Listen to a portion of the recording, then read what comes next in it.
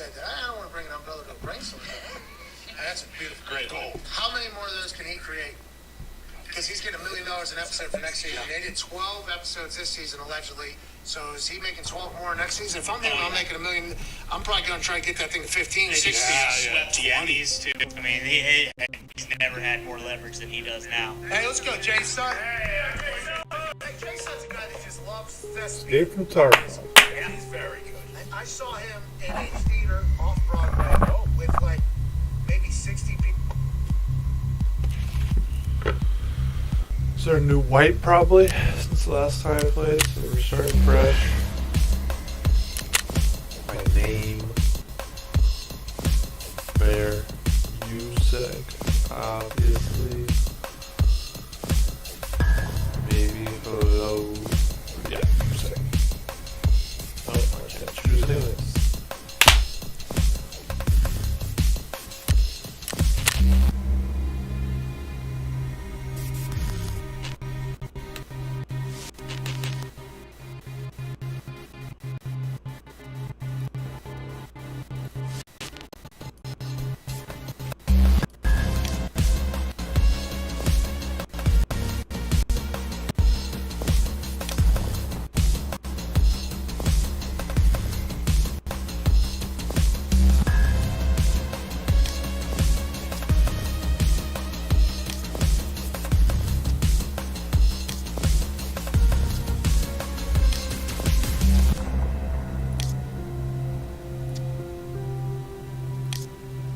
Like in the movie.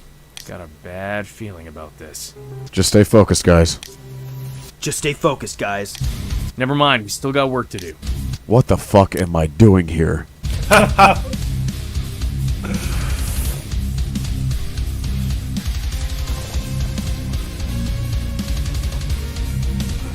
Slow.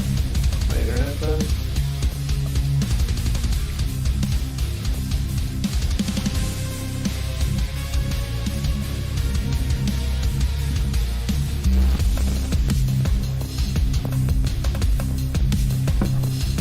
Some lighting, guys.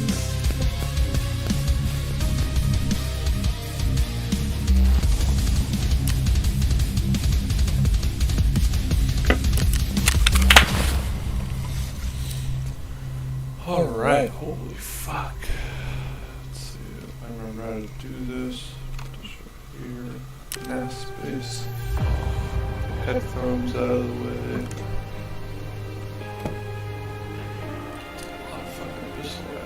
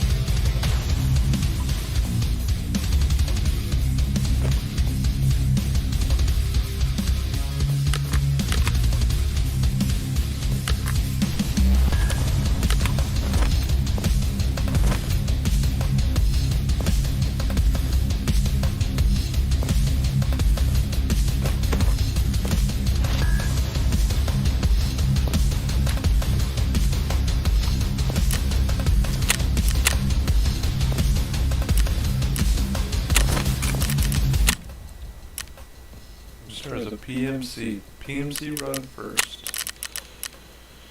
So, character. Take this goddamn armor off.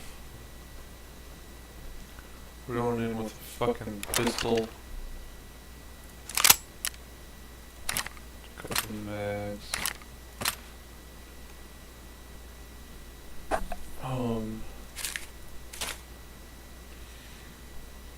Sure, fucking hat. I don't fucking care.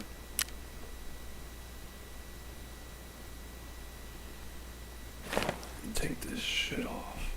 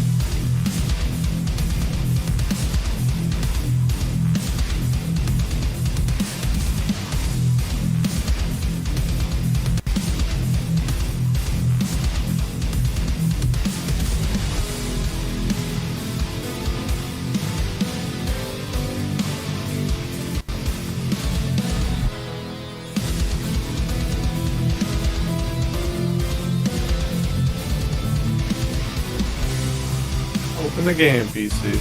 Oh my fucking god. Where am I living?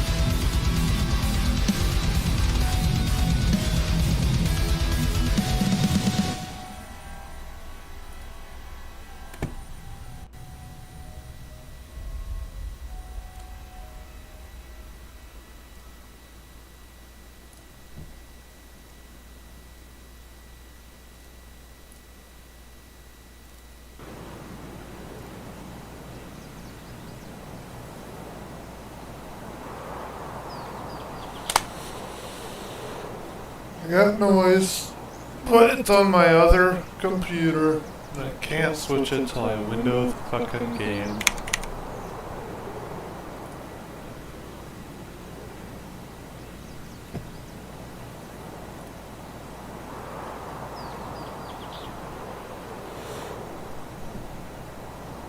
Fuck, I just opened Apex too. Come on, Jesus Christ.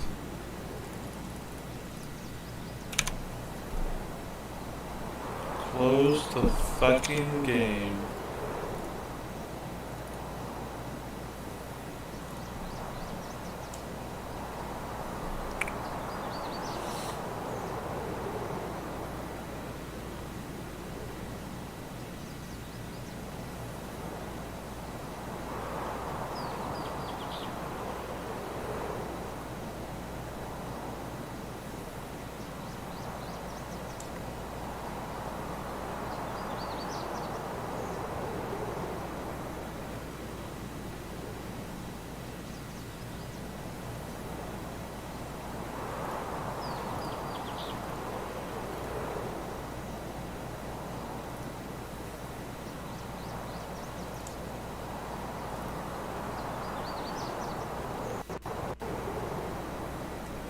I've been installed in. Nice.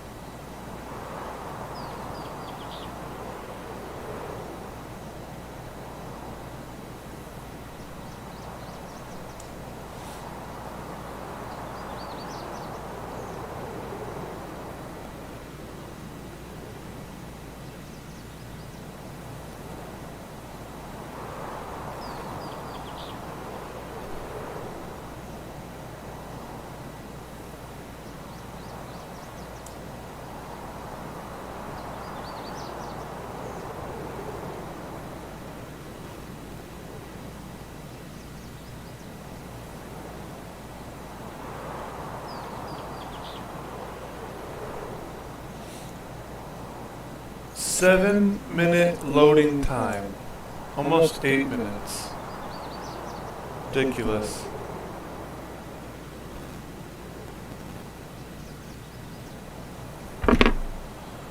Holy fuck. I would love to play the game. It's almost goddamn 1 o'clock. I'm gonna hop on Apex.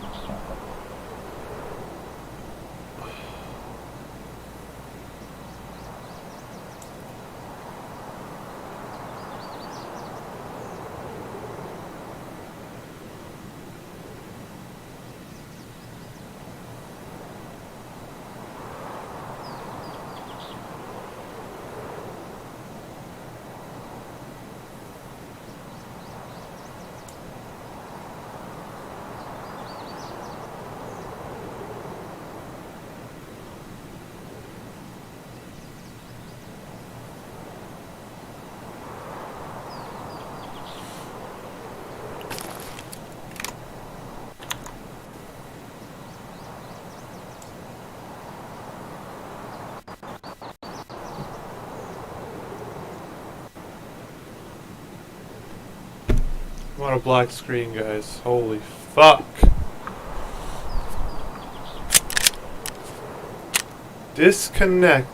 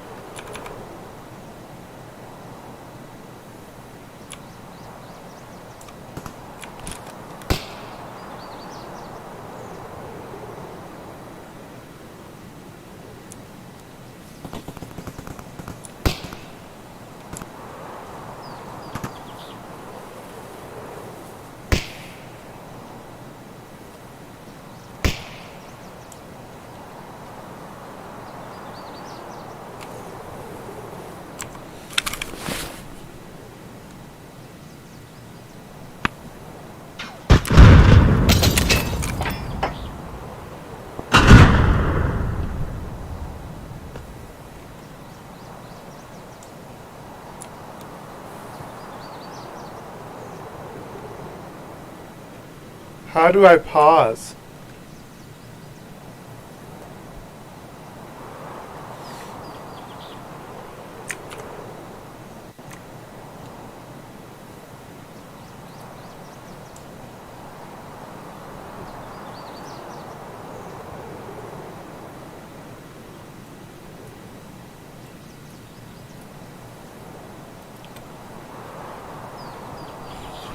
Fuck me, bro.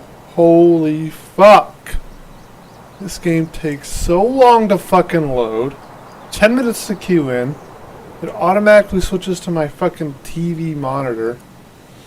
There's like a 30-second delay on it.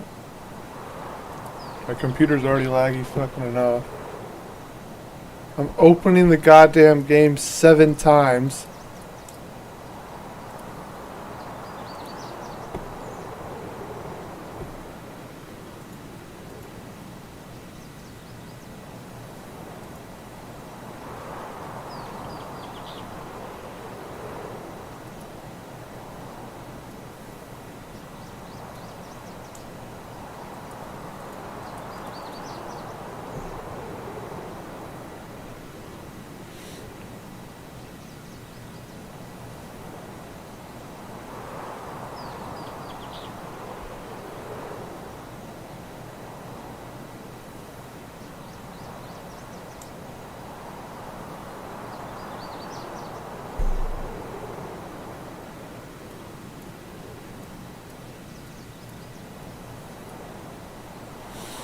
Holy fuck.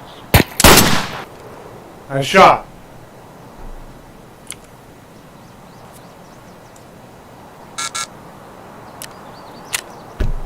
Server connection lost.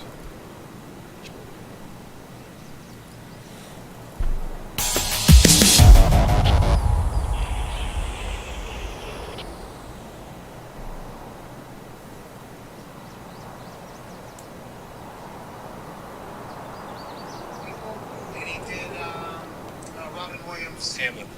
No, Dead Poets Dead Poets Society. And he was like, what? It wasn't. He did not do Hamlet. We were just talking about him. Yeah, you are cultured that you know Hamlet exists. Okay, but I was off Broadway, please. And it was Dead Poets Society, and he was like up in the crowd at some points during the thing. And like, he was like full on. And I got a chance to chat with him afterwards because he's a Kansas City guy, and Colquitt kind of put me in contact with him or whatever. He had no idea who I was or whatever. Got a chance to chat with him though, and I was like, this doesn't seem like what you should be doing. Like, there's only like 60 people here, 50 people here. And he goes, oh, he loves it. Like, he just loves the acting. Like, he loves getting into it and loves doing all the things. So I'm happy to see him kicking ass. He goes there to hone the skills. I don't know if it's tone. I think he just like enjoys the feeling. I think he just like enjoys. And then he said, Back to his roots. Then he said he hops on a scooter, goes across the Brooklyn Bridge, and goes back home every day. Very sweet. He said my hair kind of low, as he said. It was a cool conversation. Yeah. I had to wait in line for it, and I did not want to do it. He's got a great shoe game in Ted Lasso, too. What's that? Yes, every episode is some new heat. Every scene, basically, some new heat. Yeah. On that guy. Yeah, great shoe game. Mm-hmm. Up there in Britain, AFC Richmond is a team that people want to be around. So a lot of sneakerheads probably sending shoes. Oh, yeah. We did request for an interview with Ted Lasso. Oh, yeah. Here we go. No, that happened like a year ago. Okay. Yeah, it is not. I mean, It's still in the works. It has been going. You know what I mean? Let's go to the phones. It's a process. Let's go to AJ in Virginia. What's going on, AJ? This is Hawk. Hey, what's going on, guys? Appreciate you taking my call. Thank you for calling in, man. What do you want to talk about? It's not AJ. I just want to know how Nick and Diggs feel about Trey Turner spitting on a Raiders player. Whoa! What are you guys, New York Knicks fans in Madison Square Garden, huh? You guys looking at Trey Young out there, huh? What's that about? Did that happen? I mean, he got spit on first, so he spit back. Retaliation and spit is okay.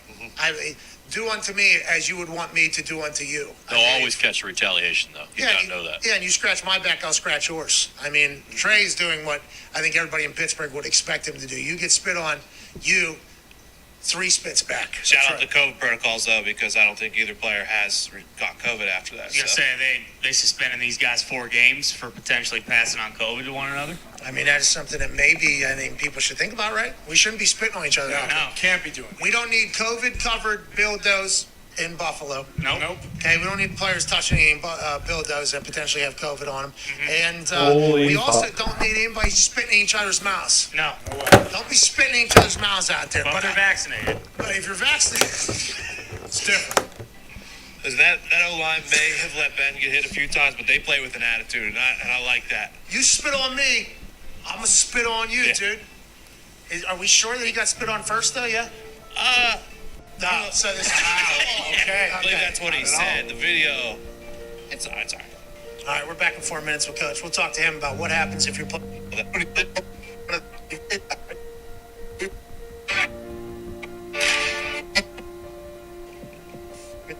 Wow. Jesus. Yeah, he knows a lot of football. I got a chance to be on a team in which he was the head coach of. He started a Chuck Strong Foundation after his battle with leukemia that has raised millions and millions of dollars to combat cancer and to fund cancer research. Ladies and gentlemen, great friend of the show, Coach Chuck Pagano. What's up? Morning, guys. Hey, how are you? Really, really good.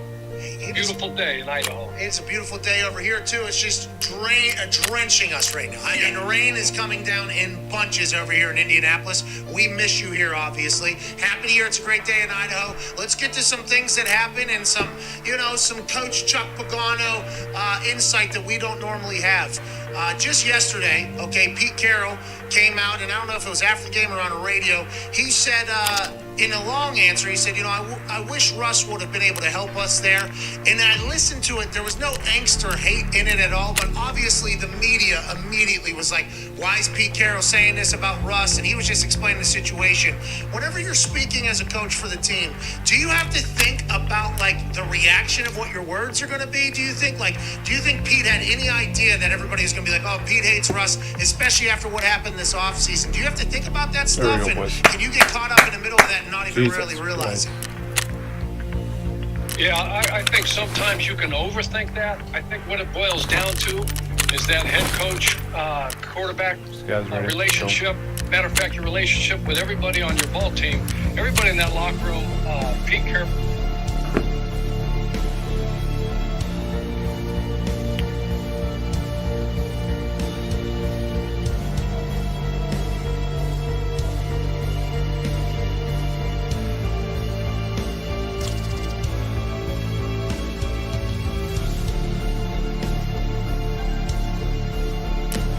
Okay.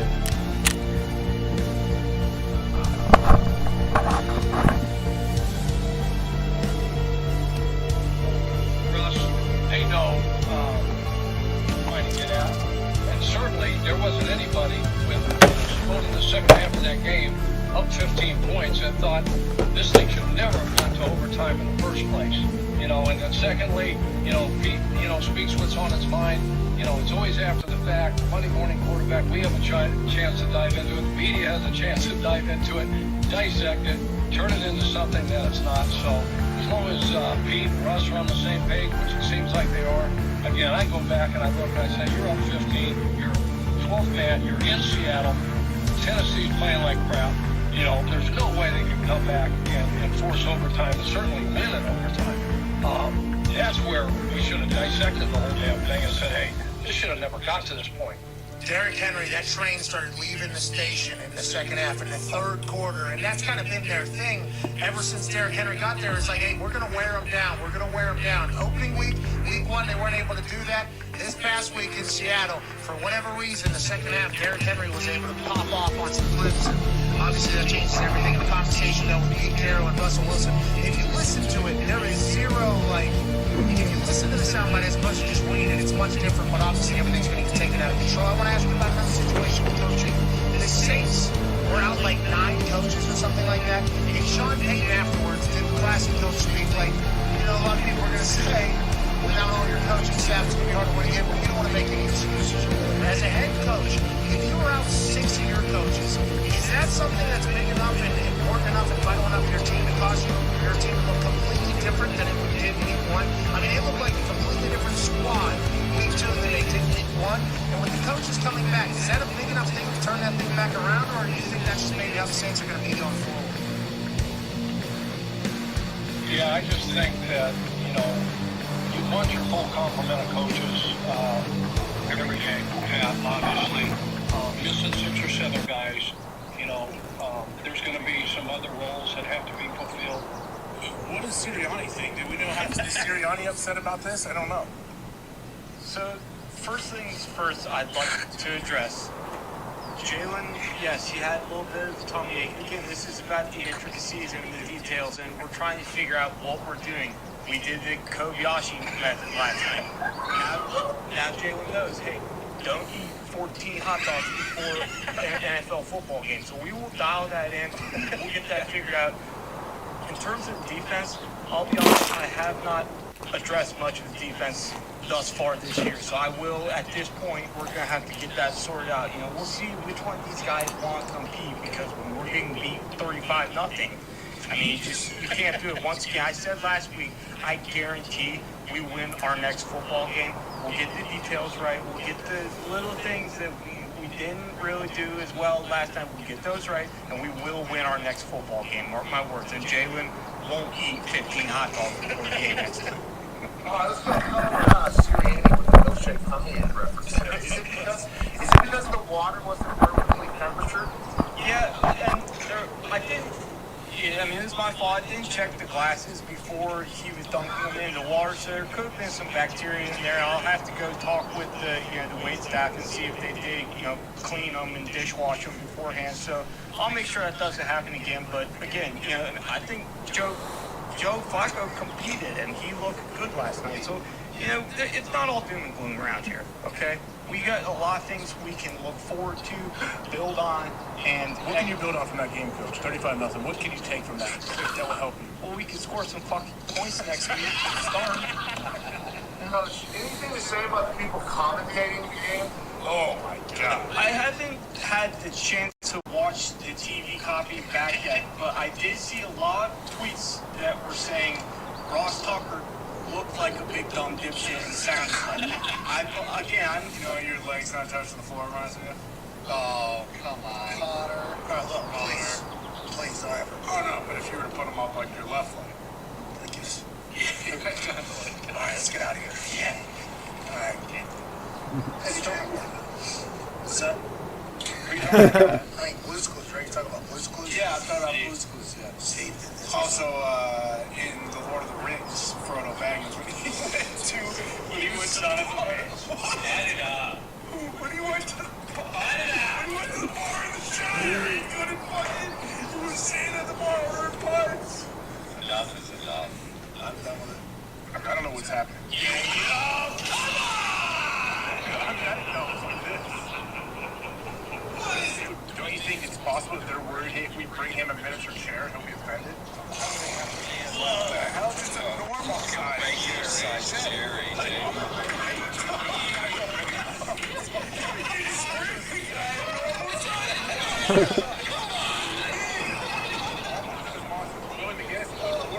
AJ, it just has to be a normal sized chair. Not. I'm just asking. When the NFL Network is bringing in fucking... Why? Why does it just change?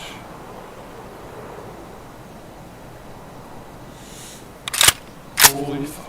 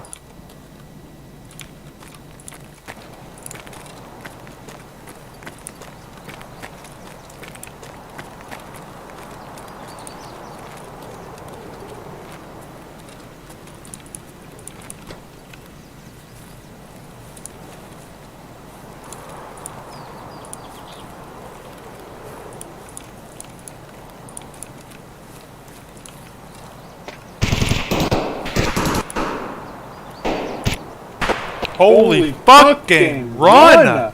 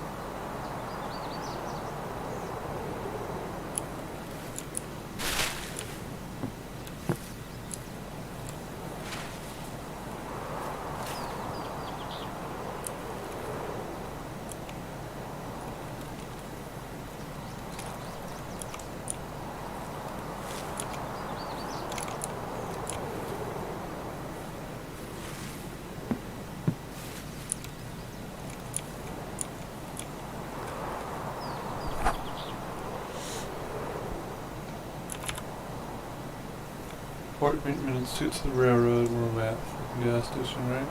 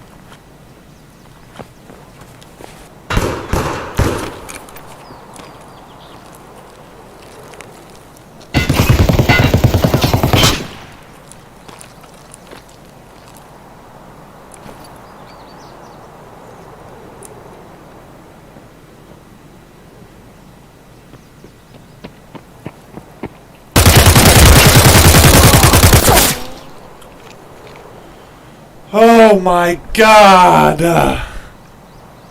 The frames! Ah, fuck.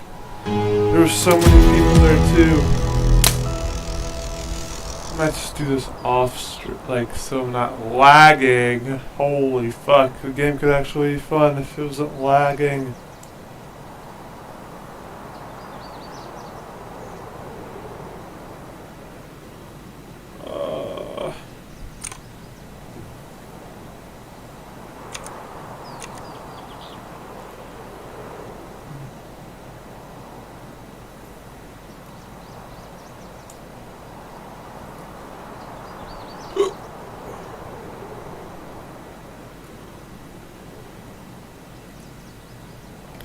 Why does it always go back to settings?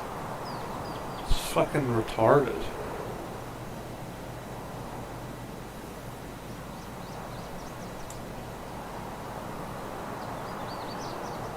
Yep, I died. I died, so you can send me back to the menu game. That is usually what happens when you die in this game. Why? Fuck!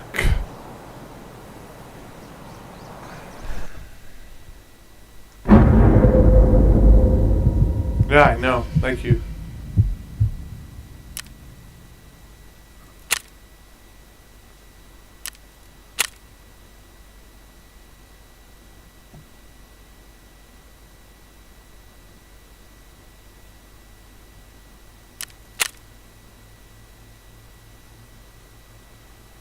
Oh my fucking god.